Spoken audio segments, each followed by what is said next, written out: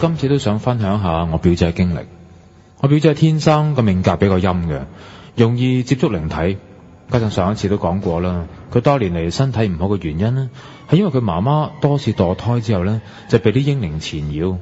好在外婆呢，經已將啲嬰靈超度晒，而家佢嘅身體呢，都經已好轉啦。呢兩件事呢，都發生4-5年前嘅啦。佢就喺國內住嘅，當時啱啱喺一間經已有好多年歷史嘅酒店呢，喺嗰度做一啲櫃台嘅接待員。有一晚大概11點零鐘啦，佢啱啱翻工冇幾耐，就同另一個同事喺櫃台整理緊啲文件。兩個人呢都係企喺度，但係呢就耷低頭整理啲文件，出邊都冇咩人嘅，所以佢兩個呢都好專心手頭上嘅工作。突然間呢，有一個女仔走到櫃台前問我表姐，咁佢話：唔該，我想問下今日嘅房價係幾多？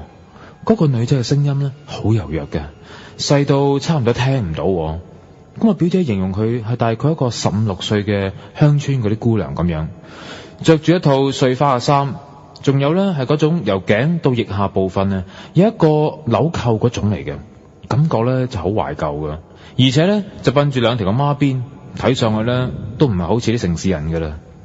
咁我表姐之後呢就打算將個房價表俾佢睇啦，點知佢一低頭攞翻張房價表出嚟嘅時候，再抬高頭呢，竟然唔見到呢個女仔啦。我表姐覺得好奇怪啦，佢話：咦，走得咁快嘅？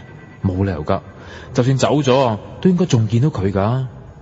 咁之後表姐咧就問側邊嘅同事啦，就問佢：你頭先見唔見到有個女仔出現啊？佢問完我房價，我都未俾佢就走咗啦。咁個同事就答我表姐話：我啱啱見到你自己同自己講嘢啫，自言自語啫。表姐聽完之後咧就冇再講嘢啦，因為佢知道應該發生咩事。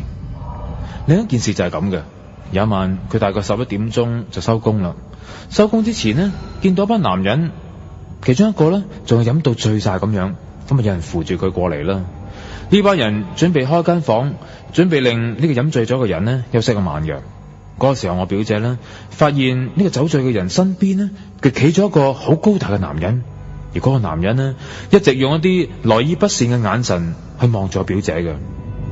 我表姐形容佢嘅眼呢好似發出啲綠色強光咁樣，身形呢應該有成6尺以上噶，好高大。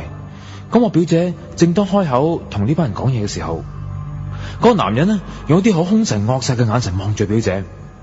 嗰個表姐感覺到佢好似威脅緊佢，叫佢唔好出聲，如果唔係呢就要你死。當時表姐呢乜嘢都冇講，就係耷低頭幫佢哋辦手續。之後嗰班人呢就將呢個飲醉咗嘅人安頓咗之後就離開咗啦。咁表姐都差唔多收工啦。當我離開嘅時候，就交代咗一個接班嘅同事，佢同我講：嗱，你哋今晚記得睇住嗰個男人，佢飲得好醉，又一個人喺房，我驚佢出事。嗱，其實表姐心裏邊係擔心啦，係有靈體會傷害呢個客人。到第二朝早上，表姐翻工嘅時候呢，佢就知道呢個飲醉咗嘅男人被發現酒精中毒。好在呢，及早俾同事發現，送咗佢去醫院啫。如果唔係呢，佢就會中毒身亡噶啦。所以表姐認為當晚佢見到個男人應該係